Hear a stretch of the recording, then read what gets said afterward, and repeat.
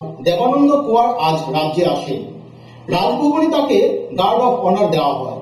মুখ্যমন্ত্রী মানিক সরকার সহ রাজ্য মন্ত্রিসভার অন্যান্য সদস্যরা উপস্থিত ছিলেন। তিনি রাজ্যের ত্রয়োদশ রাজ্যপাল। নবনিযুক্ত রাজ্যপাল দেবানন্দ কুয়ার আজ রাজ্যে আসেন। দুপুর 12টায় আগরতলা বিমানবন্দর থেকে চলে আসেন রাজভবনে।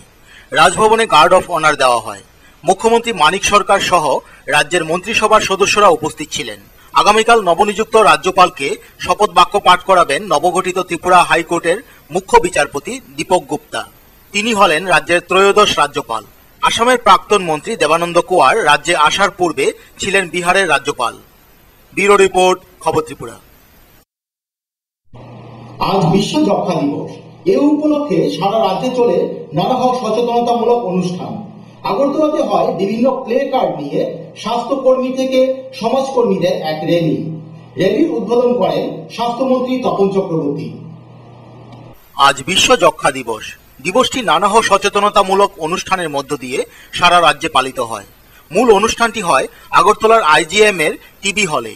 আগরতলাতে হয় বিভিন্ন প্লে কার্ড নিয়ে স্বাস্থ্যকর্মী থেকে সমাজকর্মীদের এক র্যালির উদ্বোধন করেন স্বাস্থ্যমন্ত্রী তপন চক্রবর্তী। ভাষণে মন্ত্রী তপন চক্রবর্তী বলেন, যক্ষ্মা রোগের কি কি কারণ এবং তা প্রতিরোধে সকল অংশের মানুষের মধ্যে সচেতনতা গড়ে তুলতে। যক্ষ্মা রোগ নিবারণের জন্য অনেক গাড়ি বলে নেয়, সে শুনলে রোগ যাতে না হয় তার প্রতিরোধের ব্যবস্থা করার জন্য তার শরীরের যে অবস্থা সেটা সে দ্রুত পরিবর্তন করতে পারে। ব্যুরো রিপোর্ট, খবর ত্রিপুরা। রাজ্যের অন্যান্য স্থানের তুলনায় সোনামুড়া মহকুমার বিস্তীর্ণ স্থানে রাবার গাছের ব্যাপক মরণ লক্ষ্য করা যাচ্ছে। মহকুমার কমলনগর, ধনিরামপুর, উরমাই সহ বিস্তীর্ণ অঞ্চলে দেখা যাচ্ছে এই মরণ। এমন অবস্থায় রাবার চাষীদের মাথায় হাত। রাজ্যের বর্তমান অর্থকরী গাছ রাবার। সোনামুড়া মহকুমায় যার ব্যাপক চাষ রয়েছে। রাজ্যের অন্যান্য স্থানের তুলনায় সোনামুড়া মহকুমার বিস্তীর্ণ স্থানে সম্প্রতি রাবার গাছের ব্যাপক মরণ লক্ষ্য করা যায়। গাছের পাতা প্রথমে হলুদ হয়ে গাছটি শুকিয়ে যায়। কমলনগর, উরমাই, ধনিরামপুর, দশরথ বাড়ির বিস্তীর্ণ অঞ্চলে দেখা যায় এই মরণ।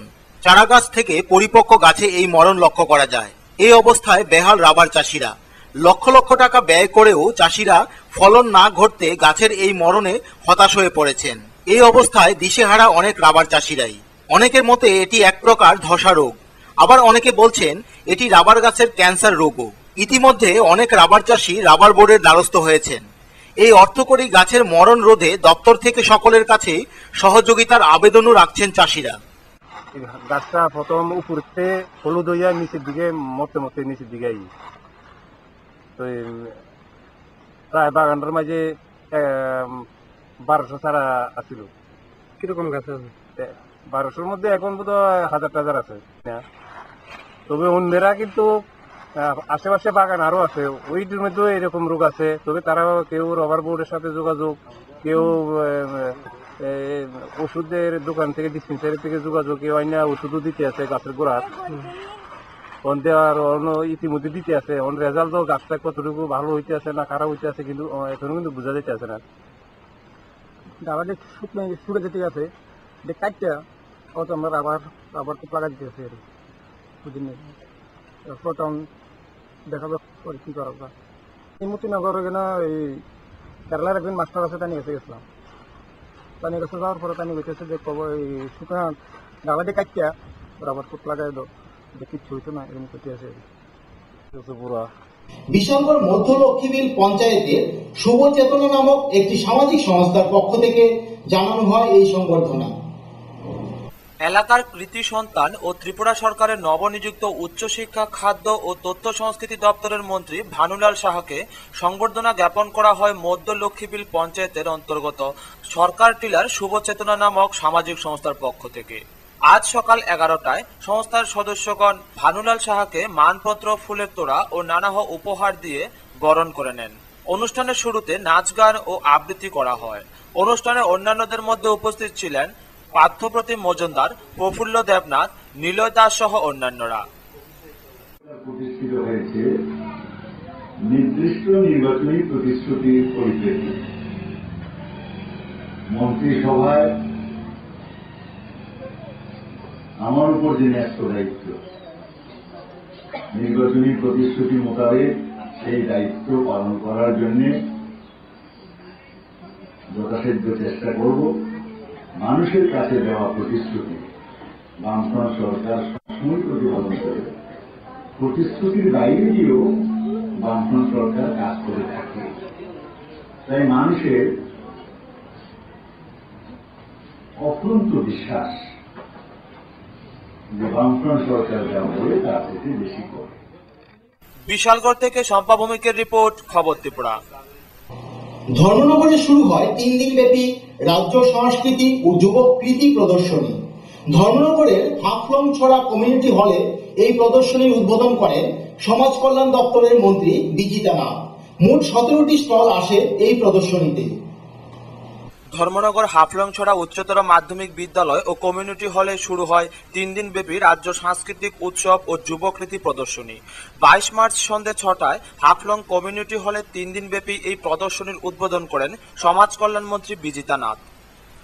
অন্যান্যদের মধ্যে উপস্থিত ছিলেন উত্তর ত্রিপুরা জেলা শাসক প্রশান্ত কুমার ঘায়েল, যুবরাজনগর ব্লকের বিডিও রাকেশ চক্রবর্তী সহ প্রমুখ। মোট 17টি স্টল আসে প্রদর্শনীতে। 38টি যুবদল অংশগ্রহণ করে। প্রতিদিন সন্ধ্যে 6টা থেকে 9টা পর্যন্ত চলবে সাংস্কৃতিক অনুষ্ঠান, চলবে বিভিন্ন স্টল প্রদর্শনী। সারা রাজ্য থেকে 38টি যুবদল রাজ্যব্যাপী এই অনুষ্ঠানে অংশগ্রহণ করে।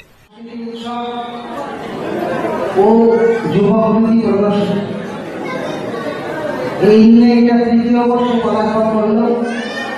2010-11 বছরে প্রথম এই স্টেজ প্রোগ্রাম আমরা চালু করি এবং 2010-11 সেটা হয়েছিল কাঞ্চনমালার পশ্চিম ত্রিপুরা। 2011-12 এটা হয়েছিল সিপাহীজলা জেলার কোয়ামবাড়ি মেলাঘর। ব্যুরো রিপোর্ট, খবর ত্রিপুরা। বিপুল পরিমাণ ফেন্সিডিল ধরা পড়ল যাত্রীবাহী ট্রেন থেকে। গতকাল ধর্মনগরে পুলিশ শিলচর আগরতলাগামী ট্রেন থেকে উদ্ধার করে প্রায় 2000 বোতল ফেন্সিডিল, যার বাজার মূল্য প্রায় লক্ষাধিক টাকা। ফের ফেন্সিডিল আটক হলো, এবার লরি বা গাড়ি থেকে নয়।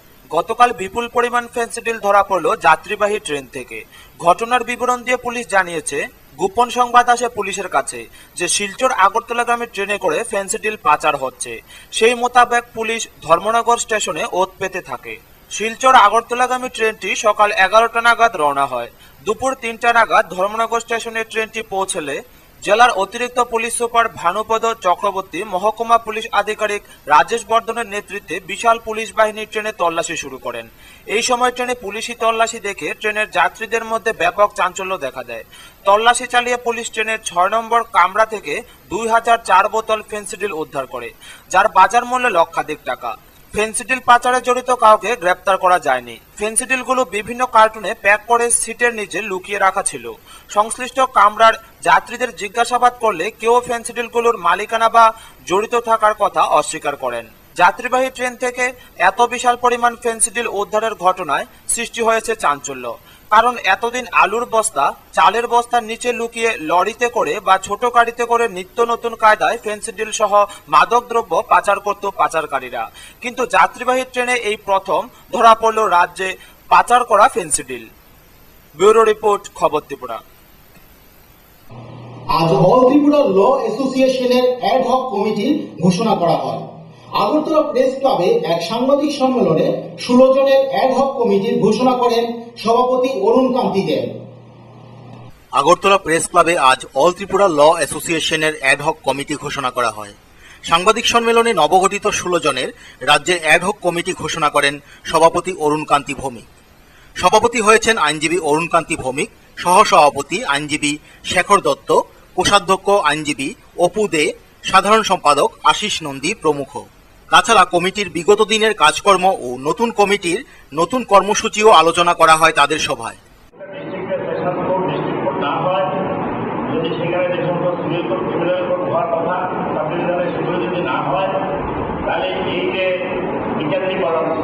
তার কোনো মূল্য হবে না, তার কোনো অর্থ হবে না, জনগণ বিভিন্ন ধরনের কোনো সুযোগ সুবিধা পাবে। সেই কারণে আমরা চাই যত তাড়াতাড়ি সম্ভব নূতন স্থাপন করা হোক। নিউলি ফর্ম অ্যান্ড ইনসেন্টিভ সংখ্যা হয়ে যাবে। ব্যুরো রিপোর্ট, খবর ত্রিপুরা।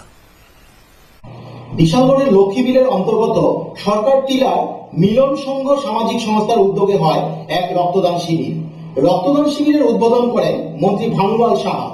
60 জন রক্তদাতা শিবিরে রক্তদান করেন। রক্তদান জীবনদান, রক্ত বাঁচায় মানুষের প্রাণ, এই উদ্দেশ্যকে সামনে রেখে আজ সকাল 10টায় বিশালগড় স্থিত লক্ষ্মী বিলের অন্তর্গত সরকার টিলার মিলন সংঘ সামাজিক সংস্থার উদ্যোগে এক রক্তদান শিবিরের আয়োজন করা হয়। অনুষ্ঠানের শুভ সূচনা করেন রাজ্য বিধানসভার উচ্চশিক্ষা, খাদ্য ও জনসংবরণ এবং তথ্য ও সংস্কৃতি মন্ত্রী ভানুলাল সাহা। এখানে সভাপতির আসন অলঙ্কৃত করেন লক্ষ্মীবিল পঞ্চায়েতের প্রধান নিলয় দাস।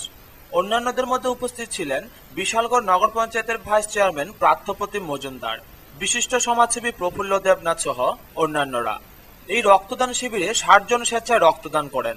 উল্লেখ্য, এই সামাজিক সংস্থার অন্যতম সদস্য তথা আগরতলার টিআইটি কলেজের অধ্যাপক অপূর্ব কুমার দাস স্বেচ্ছায় তার চোখ দুটি মিলন সংঘ ক্লাবের নামে দান করলেন।